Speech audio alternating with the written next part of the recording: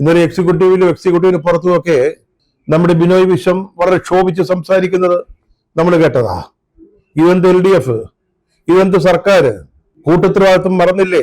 ഒരു കൂട്ടുമന്ത്രിസഭയിൽ പാലിക്കേണ്ട മര്യാദകളൊന്നും പാലിച്ചില്ലല്ലോ എന്നൊക്കെ അദ്ദേഹം പൊട്ടിത്തെറിക്കുന്നുണ്ടായിരുന്നു. മന്ത്രി അനിൽ എന്തൊക്കെയോ പറയുന്നത് കേട്ടു. അത് മാത്രമല്ല, ഇപ്പോൾ D രാജയ്ക്ക് കത്തയച്ചിരിക്കുക. ആര്?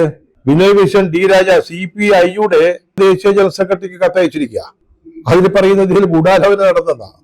അതിന് ബിനോയ് വിശ്വം പറയേണ്ട കാര്യങ്ങളൊന്നുമില്ല. ഒന്നാം തരം ഗൂഢാലോചന നടന്നു. അത് ഡൽഹിയിലാണ് നടന്നത്. പ്രധാനമന്ത്രിയും പിണറായി വിജയനും തമ്മിൽ ആ ആലോചന ഉണ്ടായത്. അത് ഗൂഢാലോചനയാണോ പരസ്യാലോചനയാണോ എന്ന് നമുക്ക് അറിഞ്ഞുകൂടാ. രാജയ്ക്ക് അയച്ച കത്തിൽ ബിനോയ് അത് പറഞ്ഞിരിക്കുക. ബിനോയ് വിശ്വം രാജ എന്ത് ചെയ്യാനാ?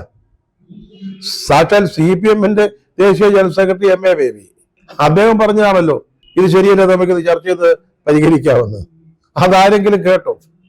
പിണറായി കേട്ടോ? പിണറായിയുടെ മന്ത്രി V ശിവൻകുട്ടി കേട്ടോ? CPM-ന്റെ സംസ്ഥാന ഘടകം കേട്ടോ? CPM സംസ്ഥാന സെക്രട്ടറി അത് മനസ്സിലാക്കിയോ? ഇല്ലല്ലോ. അദ്ദേഹത്തിന്റെ ആ എതിർപ്പ് അല്ലെങ്കിൽ ചർച്ച ചെയ്ത് CPI-യുടെ പ്രശ്നം തീർക്കാമെന്ന് പറഞ്ഞതിന് പിന്നാലെയാണല്ലോ ആരും അറിയാതെ ഈ ഒപ്പിടൽ കർമ്മം നടന്നത്. പിന്നെ D രാജ എന്ത് ചെയ്യാനാ? ഈ രാജ തന്നെ ഈ CPI-യുടെ കേരളത്തിലെ ഘടകത്തിന്റെ ഒരു ബലത്തിലാണ് ജനറൽ സെക്രട്ടറി ആയിട്ട് നിൽക്കുന്നത്.